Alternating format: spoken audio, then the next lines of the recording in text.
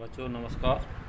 बच्चों हम आपके लिए टॉपिक पढ़ा रहे थे अकबर, और अकबर के टॉपिक में भी पढ़ा रहे थे अकबर का विजय अभियान। इसके अंतर्गत हम आज पढ़ाएंगे आपके लिए बिहार और बंगाल की विजय 1574-76 में। बिहार पटना का शासक सुलेमान करा रानी शेर शाह के शासनकाल में बिहार का गवर्नर रहा था और सूर्यवंश के पतन के बाद स्वतंत्र हो गया था। 1568 ईस्वी में सुलेमान करा रानी ने अकबर की अधीनता स्वीकार कर ली। 1572 में वह मर गया। सुलेमान करा रानी का बेटा दाऊद ने टांडा को अपनी राजधानी बनाया और स्वतंत्र शासक स्वयं को घोषित कर दिया। दाऊद ने जमनिया उत्तर प्रदेश के गाजीपुर जिले में स्थित है पर अधिकार कर लिया। 1574 ईस्वी में अकबर ने बिहार के शासक दाऊद पर चढ़ाई कर दी और दाऊद भाग कर बंगाल में पहुंच गया। अकबर बंगाल विजय का कार्य मुनीम खां को सौंप करके फतेहपुर सीकरी लौट आया और मुनीम खां ने दाऊद को 3 मार्च 1575 ईस्वी के दिन स्वर्णरेखा नदी पूर्व तट के समीप तूकाकोई नामक स्थान पर हरा दिया। मुनीम खां जौनपुर का गवर्नर था, पूर्ण रूप से दबाने में असफल रहा और मुनीम खां के स्थान पर बंगाल विजय के लिए राजा टोडरमल को चुना गया। बंगाल 1576 ईस्वी में से 1580 ईस्वी तक मुगल साम्राज्य में मिला लिया गया था। मेवाड़ विजय के लिए प्रयत्न और हल्दी घाटी का युद्ध। मेवाड़ की राजधानी चित्तौड़ पर फरवरी 1568 ईस्वी में मुगलों का अधिकार हो गया था। फिर भी राज्य का एक बहुत बड़ा भाग राणा उदय सिंह के अधिकार में रह गया था। उदय सिंह की मृत्यु के बाद उसका पुत्र राणा प्रताप सिंह का 3 मार्च 1572 ईस्वी को उदयपुर के उत्तर पश्चिम में 29 मील की दूरी पर गोकुंडा नामक स्थान पर दोनों में युद्ध हो गया। राणा प्रताप ने अपने भाई शक्ति सिंह की परवाह किए बिना मुगलों से सामना करने की घोषणा कर दी और अकबर ने अप्रैल 1576 ईस्वी में आमेर के राजा मान सिंह तथा आसफ खां की अध्यक्षता में मेवाड़ के शेष भाग को विजय करने के लिए सेना भेजी थी। मंडलगढ़ के राजा मान सिंह गोकुंडा की ओर चल पड़े और खमनौर के गांव तथा इस नगर के मध्य हल्दी घाटी नामक स्थान पर घेरा डाल दिया। 18 जून 1776 ईस्वी को गोकुंडा नामक स्थान पर राणा प्रताप सिंह और मान सिंह, आसफ खां और अकबर के मध्य युद्ध हुआ, जिसमें राजपूत परास्त हुए। राणा प्रताप सिंह ने गोकुंडा को छोड़ दिया, लेकिन राजा मान सिंह मेवाड़ के शेष भाग पर अधिकार नहीं कर सका। इस कारण अकबर ने मान सिंह को मेवाड़ से वापस बुला लिया और कृपा दृष्टि से वंचित भी कर दिया था। 19 जनवरी 1597 में राणा प्रताप सिंह की मृत्यु होने के बाद अकबर मेवाड़ के शेष भाग पर चित्तौड़ पर अधिकार नहीं कर सका और राणा प्रताप सिंह के उत्तराधिकारी अमर सिंह ने मुगलों के साथ लगातार युद्ध जारी रखा, परंतु मेवाड़ पर मुगलों का अधिकार नहीं हो सका। काबुल पर विजय अभियान 1581। 1580 में बंगाल और बिहार के सरदारों ने अकबर की धार्मिक नीति से घृणा करके अकबर के सौतेले भाई काबुल के शासक मिर्जा मोहम्मद हकीम को सम्राट बनाने का षड्यंत्र रचने लगे थे। जौनपुर के काजी मुल्ला मोहम्मद यारजी ने यह फतवा जारी कर दिया था कि अकबर के प्रति राजद्रोह करना एक धार्मिक कर्तव्य है। 1589 से 80 ईस्वी में मिर्जा हाकिम ने पंजाब पर आक्रमण किया और अपने नाम के खुतबा पढ़वाना आरंभ कर दिया और अपने नाम के सिक्के भी चलाने शुरू कर दिए। जब अकबर को इस बात का पता चला तो बंगाल से स्वयं इस विपत्ति को रोकने के लिए वापस आ गया और 8 मार्च 1581 को मच्छीवाड़ा में अकबर को देख करके मिर्जा हाकिम काबुल भाग गया और राजकुमार मुराद को उसका पीछा करने के लिए भेज दिया गया। लेकिन जीवन भर मिर्ज़ा हकीम को काबुल में ही रहने दिया था। अकबर 10 अगस्त 1581 को काबुल में प्रवेश हुआ और मिर्ज़ा हकीम ने अधीनता स्वीकार कर ली। अकबर ने काबुल का गवर्नर हकीम मिर्ज़ा की बहन वक्तुन्निसा बेगम को बनाया। वक्तुन्निसा का बेगम नाम मात्र की शासका बनी रही और पुणे मिर्ज़ा हाकिम 1585 तक शासन करता रहा। इसकी मृत्यु के बाद काबुल मुगल साम्राज्य में विलय कर दिया गया। अकबर ने 1585 में राजा मान सिंह को काबुल का गवर्नर नियुक्त किया। 1586 में बीरबल की मृत्यु काबुल के सैनिक अभियान में ही हो गई थी। अब आते हैं कश्मीर विजय 1585 में। कश्मीर का शासक यूसुफ खां हिंदुओं पर लगातार अत्याचार कर रहा था। इस कारण अकबर ने जौनपुर, जैन खां, कोकलतास, राजा बीरबल और हकीम अब्दुल फजल को यूसुफ जाही तथा सरहिंद के मादर फिरके के लोगों को दंड देने के लिए भेज दिया। कश्मीर विजय अभियान में राजा बीरबल मारा गया और जैन खां और अब्दुल फतेह हार जाने और बीरबल का सब कवालियों से ना छीन सके के कारण अकबर ने उनसे बहुत बुरा भला किया। खैबर दर्रे की लड़ाई में मानसिंह और टोडरमल ने अफगानों को हराया और अकबर ने कश्मीर पर अधिकार करने का कार्य कासिम खां भगवान दास को सौंप दिया।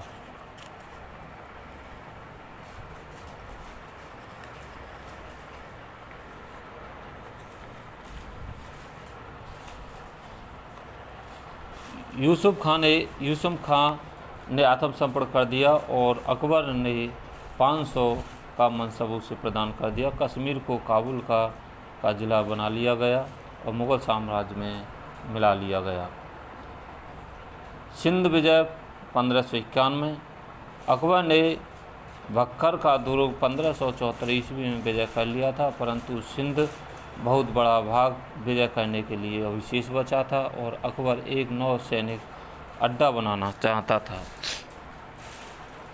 1590 में अकबर ने मिर्ज़ा अब्दुल रहीम खान खाना को मुल्तान का राज्यपाल नियुक्त किया और सिंध विजय का कार्य उसे सौंप दिया। मिर्ज़ा जानी बेग सिंध का शासक था। 2 युद्धों के बाद आत्मसमर्पण कर दिया और अकबर ने मिर्ज़ा जानी बेग को 3000 का मनसब प्रदान कर दिया गया।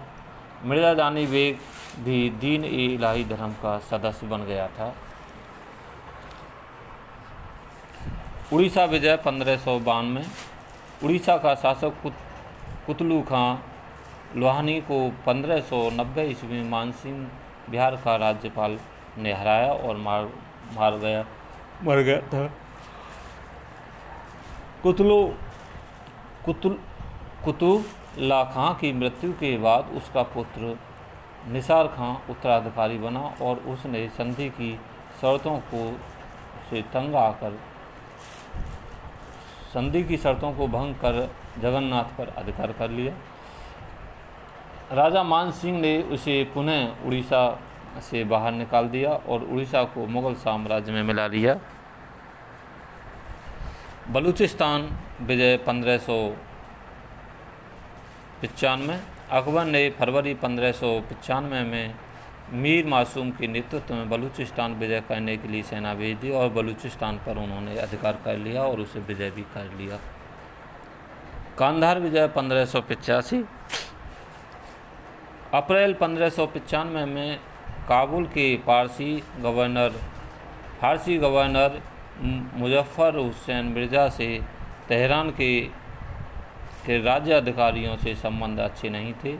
इस कारण अकबर ने शाह बेग को कांधार विजय के लिए भेजा और मुजफ्फर हुसैन मिर्ज़ा ने स्वयं आत्मसमर्पण कर दिया। अकबर ने मुजफ्फर हुसैन मिर्ज़ा का स्वागत किया और 5000 का मनसब प्रदान करके संभल की जागीर प्रदान कर दी।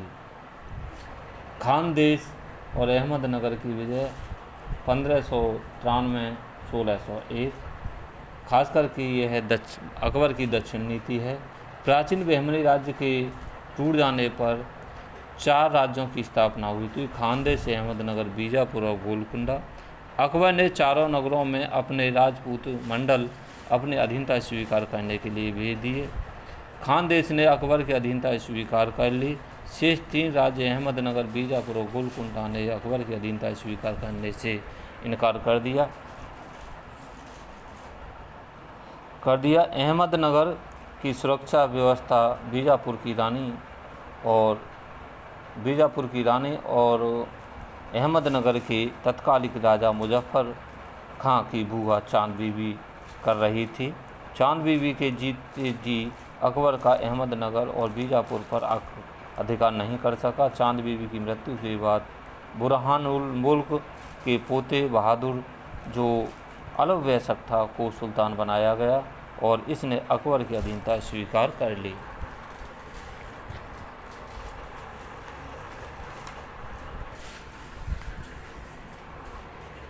अहमदनगर के शासक बहादुर ने यह संधि तोड़ दी और बरार पर अधिकार करने का प्रयास किया। 1597 में खाना और मुराद को पुनः अहमदनगर पर अधिकार करने के लिए भेजा, लेकिन दोनों में मतभेद उत्पन्न होने पर अकबर ने उन्हें वापस बुला लिया गया। अकबर स्वयं दक्षिण विजय के लिए चल पड़ा। दौलताबाद 1599 ईस्वी में अकबर के अधीन हो गया था और अकबर ने अहमदनगर पर घेरा 1600 ईस्वी में डाला और सुल्तान बहादुर निजाम शाह को बंदी बना लिया गया और 1601 में अहमदनगर पर पूर्ण रूप से अधिकार हो गया था। खानदेश का शासक अली खां का पुत्र बहादुर शाह था। इसने अपने को स्वतंत्र शासक घोषित कर लिया था। अकबर ने 1599 ईस्वी में खानदेश की राजधानी बुरहानपुर पर अधिकार करने से पूर्व असीरगढ़ का दुर्ग घेरा डाल दिया था। इसके लिए अब्दुल फजल को सेना लेकर के भेज दिया।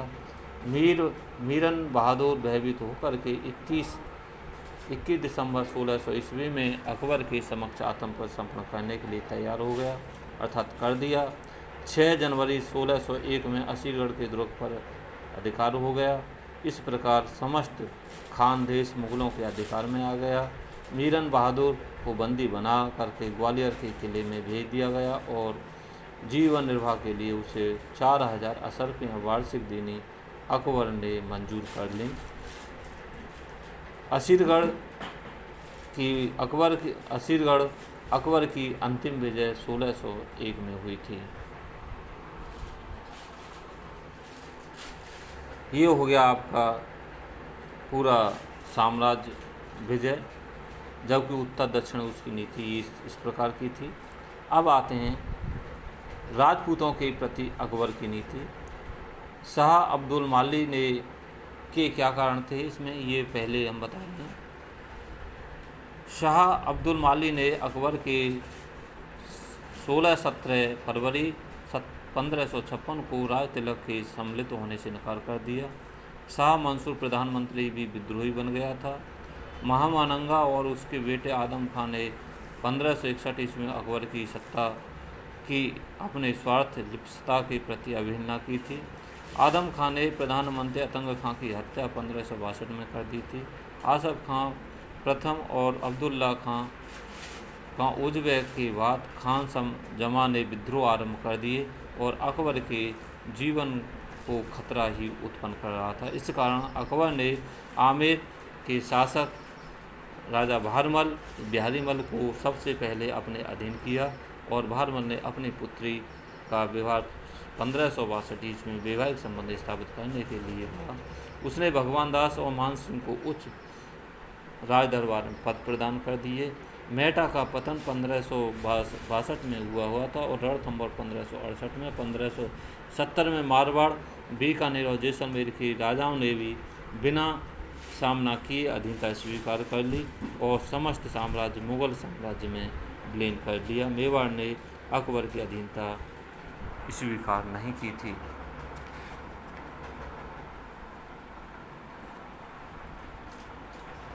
इस प्रकार से हम कह सकते हैं, लेकिन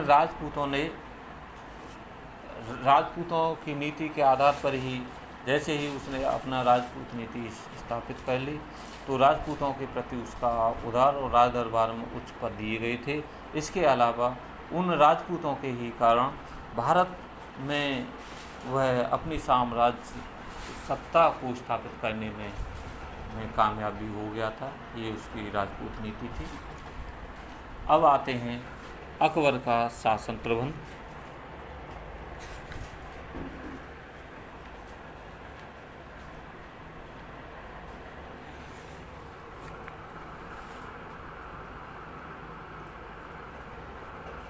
अकबर संपूर्ण साम्राज्य का प्रमुख शासक प्रबंध था। शासन प्रबंध वह कार्यपालिका, व्यवस्थापिका, न्यायपालिका का प्रमुख मुखिया था।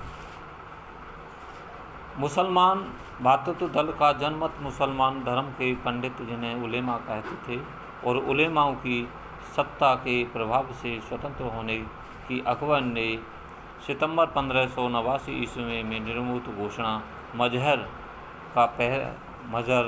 द्वारा पहला कदम उठा दिया था।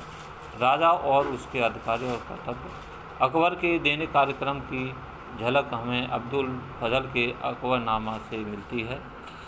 राजकाज के लिए अकबर दिन में 3 बार दरबार में काम करता था। सूर्योदय के समय अकबर अपनी प्रजा को झरों का दर्शन देता था। अकबर का दरबार 4.5 घंटे चलता था। दूसरी बार दोपहर पूर्ण दीवान आम में राज दरबार चलाया जाता था। संध्या समय में प्राय रात्रि में दीवान खास में 1.5 घंटे का समय मनसबदारों, मंत्रियों और सलाहकारों से भेंट कर और मंत्रियों से सलाह करता था। गुप्त मीटिंग दौलत खाना नामक कमरे में रात्रि समय में शासन संबंधी और युद्ध पराराष्ट्रीय नीतियों पर चर्चा की जाती थी, जो गुप्त रूप से की जाती थी। शाही स्नानागार के निकट होने के कारण जहांगीर के समय में इसी कमरे को गुसलखाना के नाम से भी जाना जाता था। राजकाज संबंधी कार्यों को देखने संभालने के लिए अकबर प्रतिदिन लगभग 16 घंटे का समय देता था। इसके शासनकाल को देखते हैं तो इस राजा के या सम्राट की सहायता करने के लिए शासन प्रशासन में उसका एक मंत्रिमंडल था, जिसे दीवान-ए-वज़ारत के नाम से भी जाना जाता है। इसमें पहले प्रधानमंत्री होता था, जिसे वकील, मुतलुक, दीवान-ए-कुल आदि के नामों से भी जाना जाता है। वित्त मंत्री, दीवान या और वजीर एक ही था। मुख्य वेतनाध्यक्ष वजीर मीर बख्शी था। प्रमुख सदर था। वित्त मंत्री अकबर के शासनकाल में वित्त मंत्री को दीवान अथवा वजीर कहते थे। इसे दीवान-ए-कुल भी कहा जाता था। मुजफ्फर खां को प्रथम दीवान नियुक्त किया गया था। इसी पर राजा टोडरमल को नियुक्त किया गया था। मुजफ्फर खां, टोडरमल और शाह मंसूर आदि ने ये वित्त मंत्री नियुक्त किए गए थे। वित्त विभाग का अध्यक्ष होने के नाते दीवान साम्राज्य की आय और व्यय का अध्यक्ष होता था। दीवान एक खालसा वित्त मंत्री दीवान का सहायक होता था। दीवान एक खालसा सम्राट की भूमि की देखरेख करता था। एक और दूसरा सहायक दीवान ए जागीर होता था, जो जागीर की देखरेख करता था। तीसरा साहिब तोजी हर कहलाता था, जो सेना संबंधी हिसाब किताब रखता था। चौथा सहायक दीवान ए व्यतात कहलाता था, जो विभिन्न कारखानों का हिसाब किताब अपने पास में रखता था।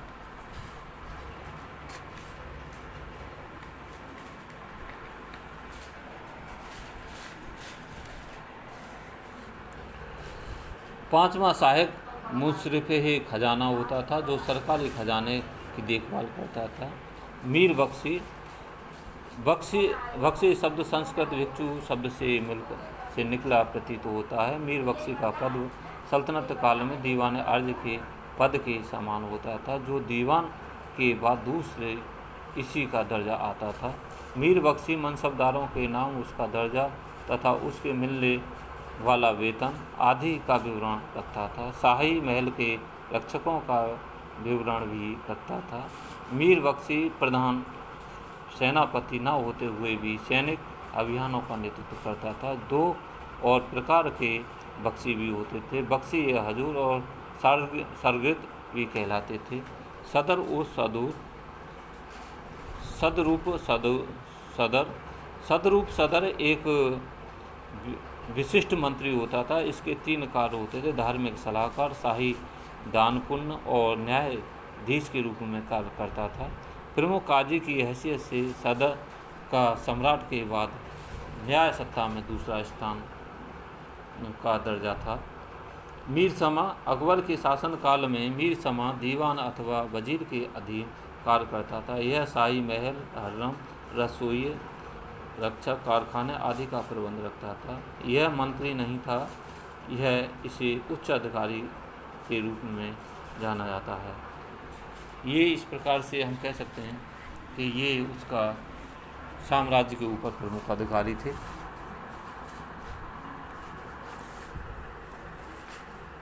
प्रांतीय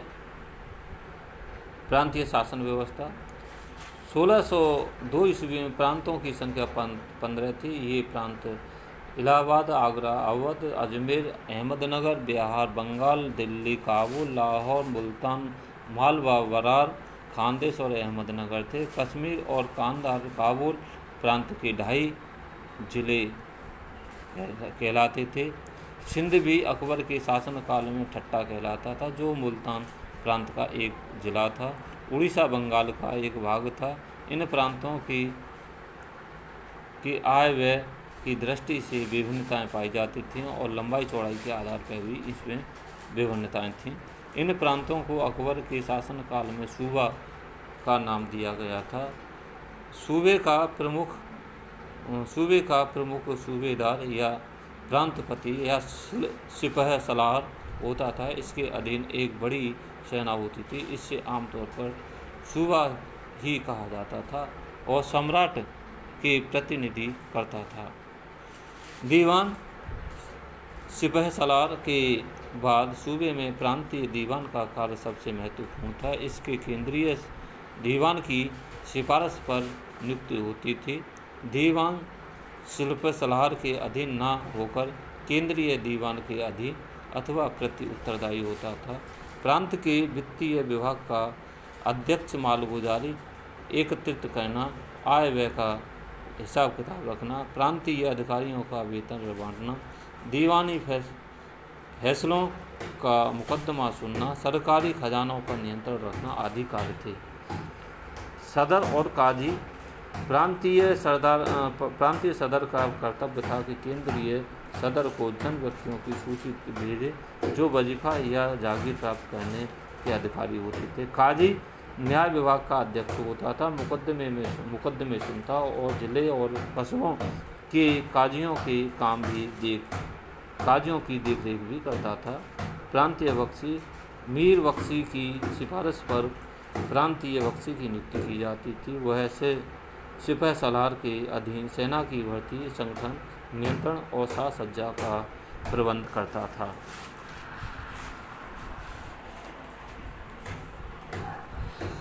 वाक्यानवीस को कभी कभी सूबे के बख्शी का भी कार्य करना पड़ता था। वाक्यानवीस एक अधिकारी था जो कि अपनी देखरेख में सूबे भर पूरे प्रांत के प्रमुख स्थानों पर, जहाँ तक है कि सिर्फ सलाहर, दीवान, काजी, फौजदार आदि अफसरों के कार्यालयों तक में संवाद लेखकों एवं गुप्तचरों की नियुक्ति भी करना होता था। ये लोग प्रतिदिन उसके पास अपनी रिपोर्ट भेजते थे।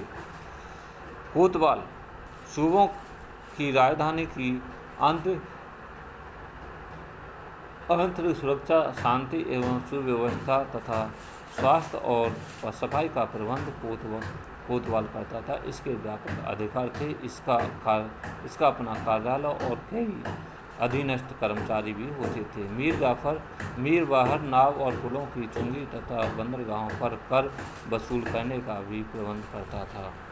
जिले का शासन।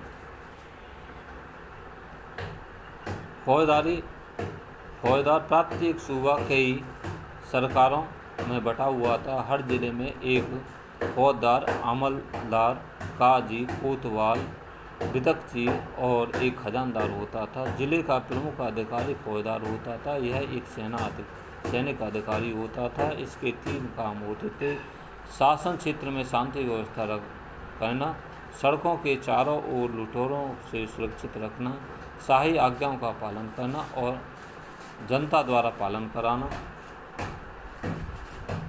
कराना था।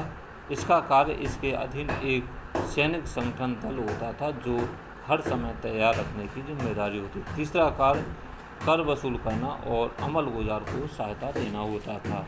अमलगुजार, यह जिले में दूसरा प्रमुख अधिकारी मालगुजारी एकत्रित करने वाला अमलगुजार होता था। इसके अतिरिक्त चोर लुटेरों को राजा सजा भी देता था। जिले के खजांची के कार्यों का निरीक्षण करना और मासिक आय व्यय का भी ब्यौरा तैयार करना, इसे दरबार में भेजना आदि कई कार्य थे। इसके अलावा कृषकों की रक्षा करना, कृषकों को ऋण देना व उनसे उस ऋण को वसूल करने का भी कार्य देखता था। विदक्ची, अमलगुजार के सहायकों में विदक्ची का एक विशेष स्थान था और अमलगुजार के बाद इसका दूसरा स्थान था। इसका कार्य सरकारी कामकाज, कागजात तैयार करना, भूमि की रस्में और उस पर उत्पन्न होने वाली फसलों का ब्यौरा तैयार करना, कर निर्धारण करना पड़ता था। विदक्ची को कानूनगोओं से प्राप्त एक गांव का नक्शा देना पड़ता था। उपजाऊ भूमि और बंजर भूमि का ब्यौरा तैयार करना पड़ता था। पटवारी और मुखियों का रिकॉर्ड का भी निरीक्षण करना पड़ता था। आय व्यय का ब्यौरा तैयार करना और प्रांतीय अमलगुजार को भेजना होता था। खजानदार, अमलगुजार के पास दूसरा अधिकारी खजानदार या खजांची कहलाता था। इसका मुख्य कार्य सरकारी आय को संभालना, सुरक्षित रखना और केंद्रीय खजाने के लिए भेजना होता था। परगने का प्रांत एक सरकार या जिला कई परगनों में विभाजित था, जिन्हें महलों में भी बांटा गया था। प्रत्येक परगने में 4 प्रमुख अधिकारी होते थे: सिकदार, आमिल और फौजदार और कारकुन। सिकदार परगने में शांति व्यवस्था और कृषकों से मालगुजारी वसूल करने का कार्य तथा खजाने में जमा करना आदि कार्य होते थे, कार्य करने होते थे। इसी के अतिरिक्त फौजदार के मामलों में भी वह अपना हस्तक्षेप कर सकता था।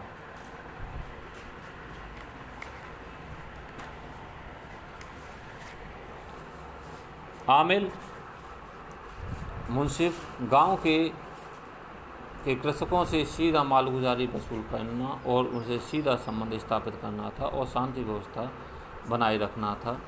अपराधियों को दंडित करना और सिकदार की सहायता करना इसका प्रमुख कार्य था। फौजदार परगने का खजांची होता था। इसका कार्य कृषकों के मालगुजारी तय करना, फसलों का ऋतुओं के अनुसार आकलन करना। इसके नीचे कारकुन, क्लर्क भी होते थे। कानूनगो पटवारियों का प्रमुख होता था और वह परगने की पैदावार, मालगुजारी वसूल करना, यह बंदोबस्त और लगान संबंधी आदि बातों का खजाना होता था। इसलिए अबुल फजल ने इसे कृषकों का आश्रय कहा गया है। ग्राम प्रशासन, अकबर ने गांव पंचायतों के वैधानिक रूप से न्याय करने के लिए अधिकार प्रदान कर दिए थे। प्रत्येक एक गांव में पंचायतें होती थीं। इसके प्रमुख कार्य गांव की रक्षा करना, न्याय तथा लोगों की नैतिक और धार्मिक उन्नति संबंधी प्रबंध, स्वास्थ्य और सफाई, प्रारंभिक शिक्षा, सिंचाई, चिकित्सा, निर्माण कार्य, खेल कूद, मनोरंजन, उत्सव आदि का प्रबंध करना होता था। इस प्रकार से हम कह सकते हैं कि मुग़लों की शासन व्यवस्था बहुत ही एक अपने समय में महत्वपूर्ण स्थान रखती थी।